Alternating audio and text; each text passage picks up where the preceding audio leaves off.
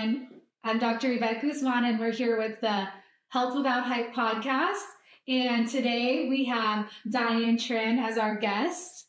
And so, Diane, tell us a little bit about yourself and how you became an Orange Theory coach. Yeah, definitely. So Orange Theory was actually my first introduction to fitness in general in my entire life. So growing up, I didn't play any sports, really did not get fit or anything like that.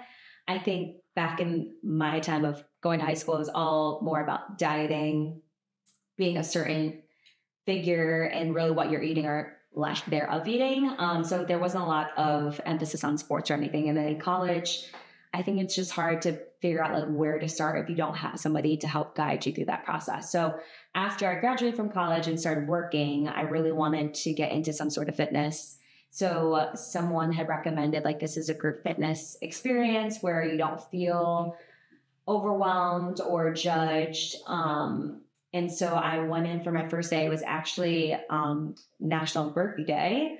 And so I don't know how, but from that day, I was like, yeah, I'm going to sign up and be a member here. So I was a member for a long time, for almost 7 years now. I've been a member there.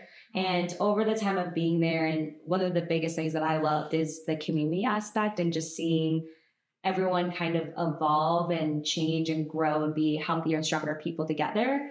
That's where I've just kind of piqued my interest in like, maybe this would be something I would love to do and kind of give back in that sense. So I started this past summer my personal training certification and then decided to just be an Orange Theory coach. So I've been coaching now for a little bit over 3 months and I love it. It's like my new found like love. I think I've been missing some sort of connection in this way. And so it's been like a new thing that I've really enjoyed. That's amazing. That's such a cool story to hear. Like, you know, you didn't set out to be like a personal trainer or anything like that. You really just fell in love with Orange Theory and it motivated you to go on. So what was it like the first time you went to a class? Because we hear a lot of people that maybe have heard of Orange Theory or just group fitness classes in general. And sometimes it can be a little bit intimidating. Did you feel any of that? Or? Yeah, no, definitely. I actually watched some YouTube videos before. I'm like, I got to see what I'm getting myself into. Mm-hmm. And all of them were like, never come to this. You're going to throw up. You're never going to want to come back. And I'm like, I don't even know what I'm getting myself into. I barely know how to like jog on a treadmill, let alone do a burpee. But so that was my fear, was coming in, probably thinking there's going to be all these extremely fit people who can lift heavier than me, probably can run faster than me. So that was my first few feelings kind of walking through the door. But fortunately, I had a really great coach who kind of went through the whole step of figuring out exactly what the layout of the class would be and just kind of what to expect. And I was really surprised at how supportive and encouraging the whole group fitness experience was. I think what I really loved is the fact that not one person cared that I was there. And I know that sounds like crazy, like, oh, nobody cares that you're there. But I kind of love that because I can have my own experience, but also be in this group setting where we are encouraging each other. We're all also going through the same experience. Nobody here is necessarily enjoying themselves, but we're all pushing each other to kind of have the same goal. So it really helped, I think, having somebody come in and check in on me multiple times with the coach, and then also knowing that everyone here isn't judging me for starting off as a power walker, and just kind of like figuring out exactly what I'm doing.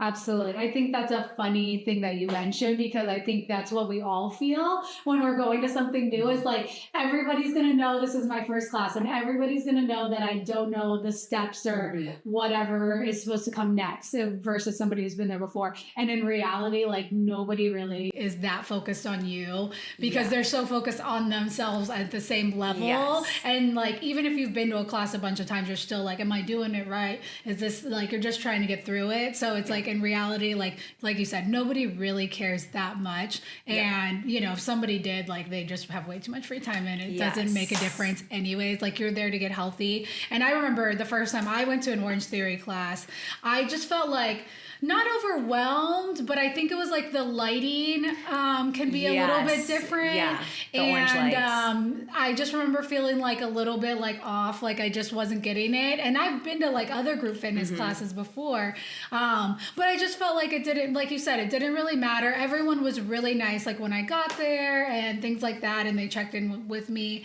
So I did really like that as well. But I think it's important to like also notice, like if you didn't like nail it the first time you go to a class, like it doesn't really matter. Like I still remember, because I like the thing about the classes, like they tell you how many calories you burn. Yes, with the heart rate monitor. Yeah. And I'm a very like numbers driven person. So I was like, wow, I didn't know what I was doing like half of the time, but I still burned a lot of calories. Yes. Like, so just showing up, even if I didn't do it perfect, which I didn't, because I was like so confused by the lighting, and like it's not bad lighting, you get used to it, it's just a little bit dim, and then there's orange lights, and I think when you're like taking a new class, it just kind of threw me off a little bit more, but again, it didn't matter. I burned a ton of calories, and I was like, I'm gonna come back because I like that. I'm very like incentivized person, so I have to like see that I'm doing something. Do you think that's part of like why it's so like successful and people like stick to it, because they do kind of get like those numbers and like they feel like they're getting results when sometimes when you first start working out, you don't see any real results? Yeah, no, I totally agree, because I'm also very data driven. So when I saw my graph, I'm like, I can't believe I just burned 500 calories. Like, that's crazy. And I love seeing how many calories you're burning every time. And it's really educational. Like that's, as a coach now, I'm able to really explain the graphing and really how there's 5 different heart rate zones and where your heart is the healthiest and where you're burning calories. So that's what got me to coming all the time. And what's really great about Orange Theory is you're doing the same workout as everyone else across the country that day. So I had friends that would be taking class at other studios. And so it was fun to send graphs and be like, look at my graph. Like, this is how many I burned today.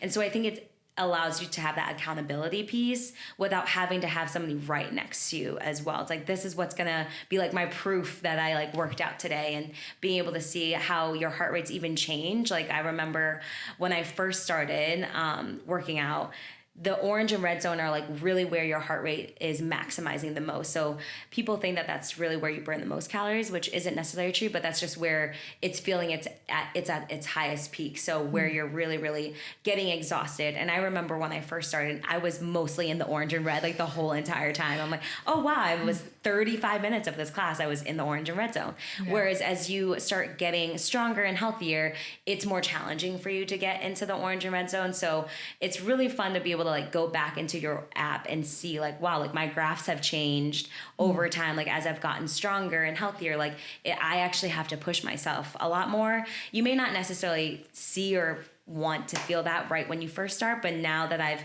been years into it, it's really fun to be like, wow, I cannot believe that I used to like basically start walking on the treadmill and I'd be in the orange zone. And now I'm just like such a stronger person because of the classes and the coaches and just even that community aspect too. That's like one part of the community, is just being able to kind of rally around each other and just let each other know, no matter what your graph looked like, you're still burning calories, you've gotten stronger, and you're here doing it with a bunch of other people that enjoy your presence. Yeah, absolutely. And I have always felt that when I've gone to any studios, that people are always really welcoming and it's not intimidating, even though I think some of the videos that are online can make it feel really intimidating, because you also do see like, you know, people are running on treadmills and stuff like that. But when you're in the class, like you always have the choice to like, you know, there's so many different options and levels of things that you can do.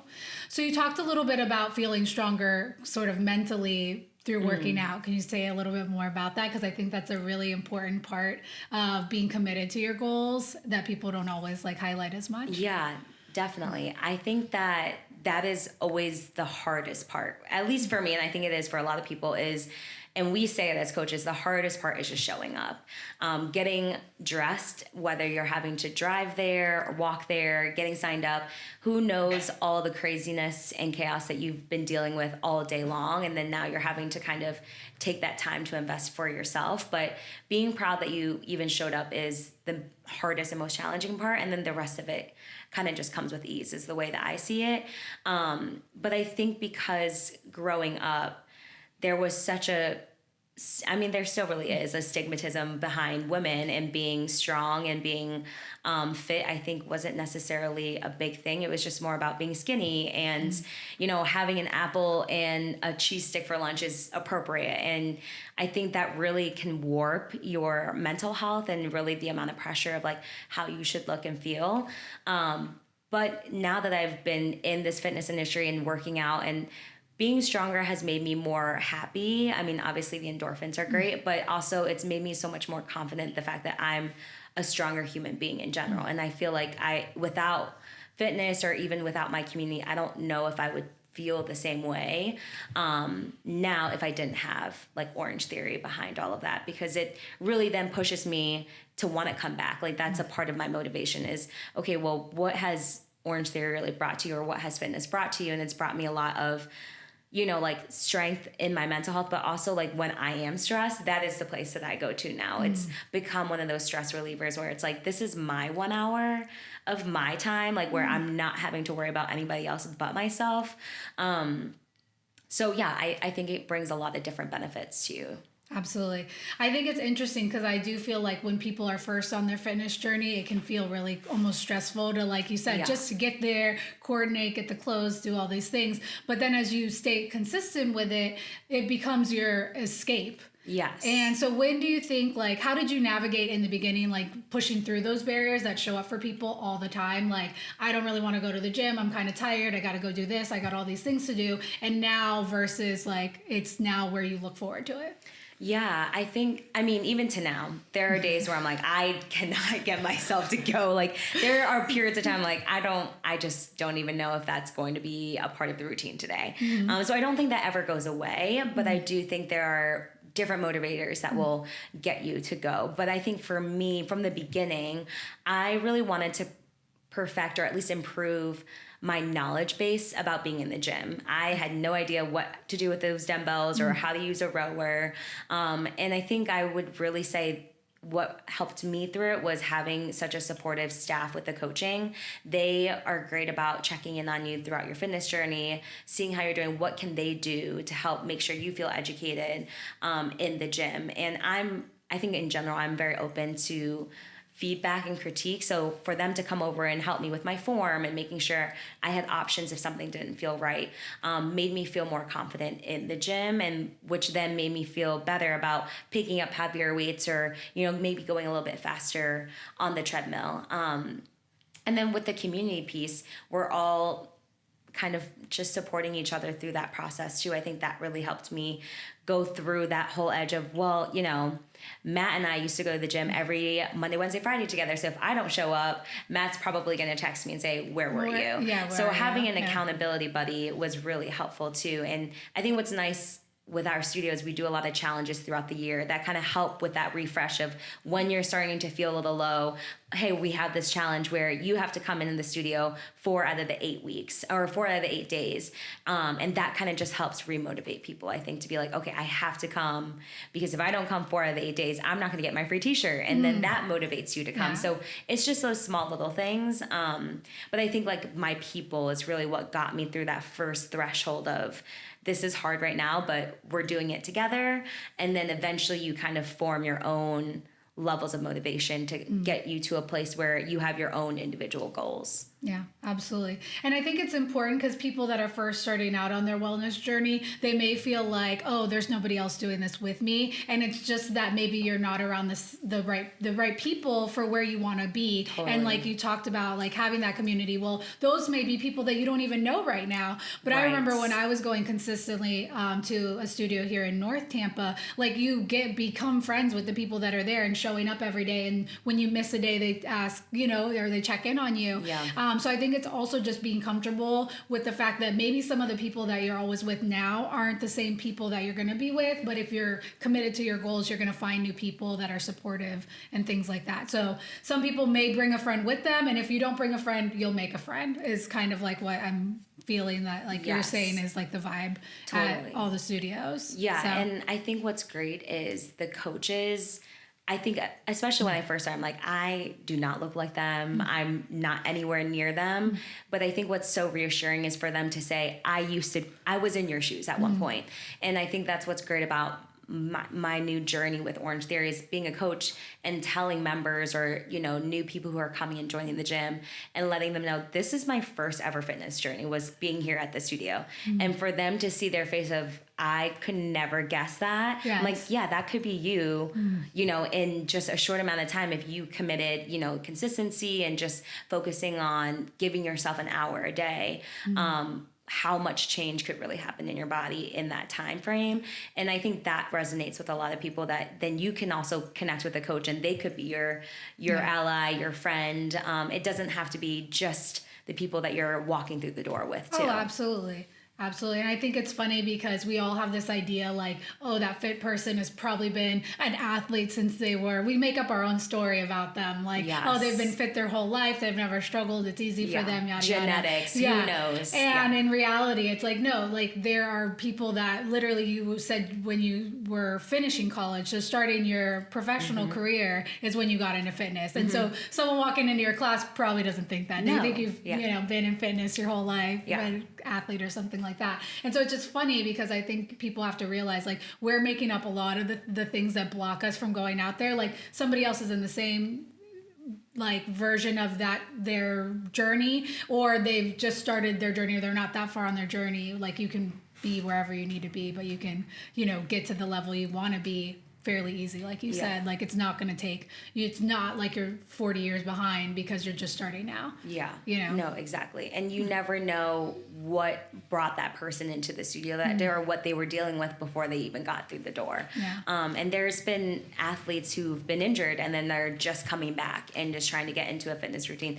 So I just think everyone has their own story as to what gets them through the door. And everyone is just as important, and it's just, I think helpful to know like you're not the only person going through this. Definitely. I think that's super important. And so tell us a little bit, now that you're a coach, what does your fitness regimen look like, and are you doing just Orange Theory, or what are your favorite things to do as far as workouts? Yeah, so it's definitely changed and evolved over the times I've been at Orange Theory. So I think at first I was really big into the cardio and running a lot on the treadmill. Maybe it's a part of our generation of, running and cardio is the only way you can lose fat. And that's how you're going to be skinny. And especially myself and my culture, Asian women do not lift weights. Like that is so frowned upon. It's like to look strong and muscular is just not feminine. And so I did not grow up having people looking like me lifting weights and being strong. Like that is very much like in a man's world. So I thought, I'm just going to run. I'm just going to do a lot of treadmill. That's why I loved Orange Theory. But really what helped kind of shift that mindset, I had a coach at Orange Theory that said, I just think you should try for like 6 months, like lifting a little bit heavier and see what happens to your body. And I was so shocked to see how much my body had shifted and how much more toned I became from just lifting more weights and not running as much. And also, there's nutrition and things like that you also have to focus on. But since then, I've actually really been focusing the past probably year and a half on more strength training. So I've been doing a lot of that. Orange Theory offers Strength 50 classes. So it's just 50 minutes on the weight floor. But I've now feel really comfortable in the gym setting where I can go to like a box gym or somewhere else and just kind of lift a little bit more on like the weights. So that's been my goal, is really been focusing a lot on that. And funny enough, I know we were talking earlier about physical therapy. Because of the excessive running I've been doing, I haven't had a lot of strength in my hips because I haven't done a lot of lifting, that it's actually created tendonitis in my right knee. So I can't run as much. So now I'm kind of forced to do a little bit more strength training, which I'm okay with. I think it's a good new challenge. But my goal is by next spring, my boyfriend and I are going to do a mixed doubles for the High Rocks Challenge. So I've been really focused on just trying to do more of circuit training, endurance on the running, but more strength training to get myself ready for some of those like stations that are going to be in the challenge. That's awesome. Yeah. That's awesome. So you talked a little bit about nutrition and how, and I mean, we grew up in the same generation. It was like in those magazines, the teen magazines, like they'd have these sample diets and literally it'd be like an apple and cheese for a meal.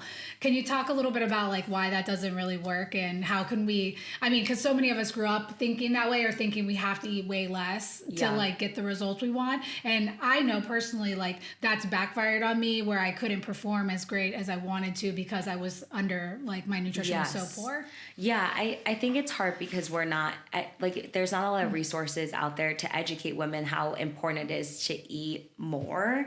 And so I think growing up it was always you have to eat 1,200 calories or less. So I'm counting every single macro of like, okay, I can only eat 300 calories or less in every single meal. And I can totally tell from probably the first 2-3 years at Orange Theory, I was seeing change in my body, but not as much as I thought I would in those 3 years. And it's really because I was limiting myself so much on the no carbs, barely any carbs, and then really not enough protein, which I didn't know I was doing until I met somebody who kind of re-educated me on how important carbs are. Sugars are not necessarily bad for you. You know, like fruits and things like that are good. Carbs provide you energy for you to be able to work out. Like I remember there were times where I was eating less than 1,000 calories and burning like 500-600 calories. So imagine your body's running on less than 500 calories a day.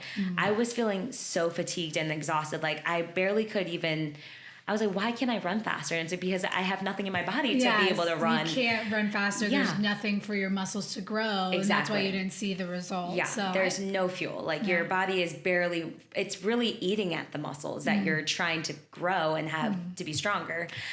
So I've focused a lot more on being consistent on protein and adding more carbs and just adding more calories in general, which I think it's more of a mental block than anything.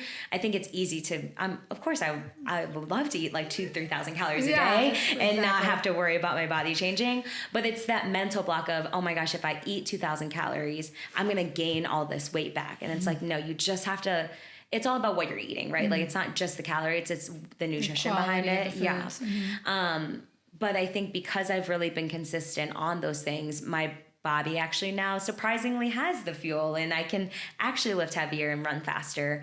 And it feels really hard at first, but as you kind of consistently add, I think you can really see just the benefits behind it. And I would never tell somebody go from 1,200 calories to 2,000 right away, because you'll definitely see a jump that I think then reverts you back to like, oh no, I can only eat 1,200 calories. So even if it's starting small, like, okay, maybe you're only adding 200 calories more every single day, but that means you're adding an extra 10 to 20 grams of protein. And like, let's focus on that for like 30 to 60 days. And then we'll maybe slowly increase that over time. And I think that's what your body needs. It doesn't need to jump from like one super low level to another super high level, because you want to make sure your body's like gradually getting adjusted to those new changes. Yeah, absolutely. So what resource do you use for like nutrition and how to figure all that out? Because I feel like some people out there are like, I don't know what you're talking about. Where do I start, or how do I know what I need? I think it's also what's great about social media, but also could be a negative, is that there's so many people posting like, this is what you should eat, this is what you shouldn't eat, this is considered clean, and this is not considered clean. So I do think there's also like such an overwhelming amount of resources where you're like, what do I use? Or what can I trust? So I think number one, it's really important that you're relying on people who have like certifications and education backgrounds, and not just some Instagram influencer who's saying, I have this body and so this is what you should eat. Because every body is also very different. It does depend on your genetics, like what really works for you may not work for somebody else. But as far as like, because I'm a numbers person and data driven, I still use MyFitnessPal. It just gives me a guideline. I'm not going to count every single calorie and macro of everything. I think I used to be like that. I've tried to be a little bit more flexible, but it allows me to at least stay consistent with like how much protein I'm eating in a day. So there are really great apps out there that can help you just stay consistent with a guideline. Like you may not want they may not all be specifically like very, very accurate, but enough to kind of give you a sense of, okay, I know I'm checking off the boxes when it comes to carbs, protein, and fats or something like that. And then I really rely on my friends who are nutritionists and have that background that can really give me the education. For me, I want to know the why behind it. Like, why should I eat 1,800 calories a day? And really just understanding that has now made me feel really good about kind of like why I'm doing these things. Like, okay, I know that I need to do these things so that I can get these results. Absolutely. So really just finding those resources, and whether you're at a gym or even reaching out to somebody saying, hey, I really want to learn more about this. Like, where should I point? What direction should I be pointed into? I think everyone in the fitness industry, at least that I've come across, have been so supportive and friendly, where they want you to succeed. So they'll point you into the direction that you need to be in. Absolutely. And I love MyFitnessPal too. I feel like it's always a good caliber. Like, I don't do it every day, but again, there was a time in my life where I did feel like I needed to. And I feel like that was just like the thing that we were taught, was like, oh, okay, you have to track everything. But I think it's good, like, to do it at certain periods to see, okay, how much protein am I really getting, and realizing like, oh, I really do need to eat more protein so I can not only have more strength and build muscle, but also so I feel full. Yes. Because I feel like women, we, try to skimp on protein or skimp on calories in general, and then we just feel hungry all the time. And all you think about is food, and you wonder why, and it's then like the binging happens, and then you eat all the bad things. And like now, like especially during the holidays, I know like there's always like so many treats and things out there, and people, and I would say if you think about like, oh, there's this event coming up, and that's why I'm going to start after that event, there'll always be another event or something, or your birthday or somebody's birthday. And so you can't like really say like, oh, I need to start this day and then be perfect, because there'll always be something that comes up and messes it up. But if you say like, okay, before I go to this party, I'm going to drink a smoothie or a protein shake or something. That way, if I go, and like I've gone to so many parties now where people have offered me dessert, and I'm like, I'm not really that hungry, so I don't want it. And I don't like, since I didn't tell myself I couldn't have it, I also just don't care as much. So I think there's a little bit, we have to like learn ourselves and our psychology and what works for us. And like, like you said, not everything works for everybody. This is what works for you. And like, you have to find the resources that work for you, and maybe be willing to try some things that aren't going to work. Like you might eat so many calories, and then you're like, oh wait, maybe that was a little bit too much. But like, you can't be scared that you're gonna like maybe gain a little bit of weight or not get the results you want, because there's really no way to find out what works for you until you try it. And I remember I had a trainer a really long time ago, and like he was like, same thing, like you need to eat more carbs. And I was like, I'm not eating them. Never. And like Never. he wanted me to eat a whole cup of rice, and I was like, I haven't eaten a whole cup of rice, and I'm Puerto Rican, so like that's crazy. But I would literally go to my mom's house and not eat rice, and she'd get pissed at me, to be honest, because that was just like offensive. But I remember the first time I came to her house and was like eating that much rice, she was like, are you okay? She was like, what is going on? But I just remember feeling so much better. Like, I was like, oh, I really shouldn't, like, and I'm just somebody that cannot do low carb. Like, I just turned into a total psycho. And it's so important. And I just feel like some people can do it and they feel great and it works for them. And I'm just like, and I'm glad that I figured that out, but I feel like some people just aren't willing to try. But I've heard so many people that have been on either really restrictive diets or like, oh, I don't eat that at all. And then they suddenly start eating it and they're like, oh my gosh, I totally needed that. So I think you have to be like, there's not one size fits all. There's not one diet that works for everybody. You have to kind of find like what works for you.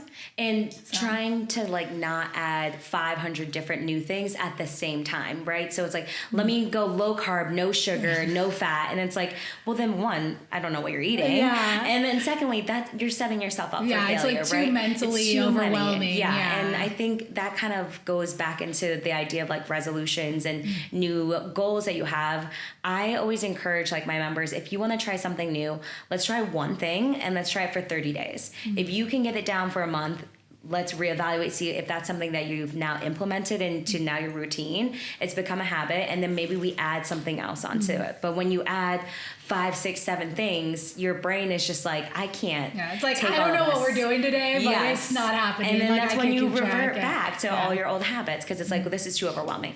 Yeah. I'm overwhelmed just listening to your list of things that you want to do for Exactly. yourself. So I think it's just choosing one thing and trying it out, see if it's for you, and then we can always reevaluate. Like, you have so much time. It's not like, and I think that's one of the hardest things for me, is it takes a lot of time. It's not going to be an overnight change. And so you have to kind of be able to be willing and open to the idea that it might take a little bit of time, but the results and the change will happen if you can just be consistent with it.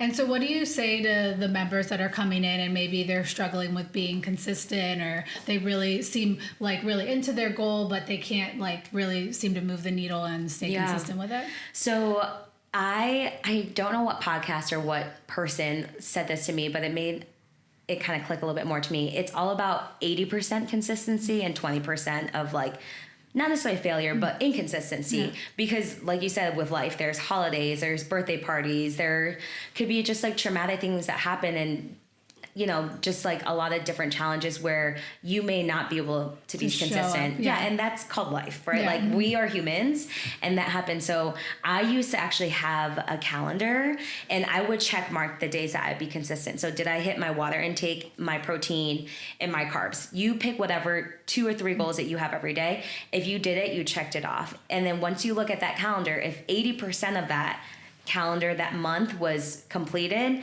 then you did a great job. Yeah. And so it's just being that much more consistent over time. And I think it's much more manageable for an average person to look at day to day versus, oh, I need to be from, you know, I need to lose 20 pounds in a year. And it's like, well, that seems overwhelming. Yes. And, you know, also it could just be like scary to think, how am I going to do that? So instead of focusing on the whole year or the month, let's focus on every day. And can you be consistent today with those 3 goals? Yes. Then let's check that off. And then in a month, you'll be like, wow, I can't believe I did this. Yes. And maybe I did have a holiday party, but that's a part of the plan. Like that was going to happen. I knew that was going to happen. But look at the fact that I did all these other days and I checked it off, and that's really where you see the most change. So I think that's what helps. I think just it's reframing your mind. Absolutely, reframing it. And then I think what you said is just showing yourself like, I was consistent most of the time, is like way more reinforcing to the positive goals than like trying to do so much and like then feeling like you let yourself down, like building in like, I'm gonna have whatever. Like I like Diet Coke, so I'm always like, if I drink Diet Coke, I only drink 1 Diet Coke a day, like that's good for me. Yeah, you know? Everyone has their own goal. It's like, it doesn't have to be you don't have to be perfect. You can have some wiggle room in there. You can build in what you still like and not feel like deprived. Yeah. So yeah, definitely. I mean, I know that I have a huge sweet tooth, so I'm never going to get rid of that.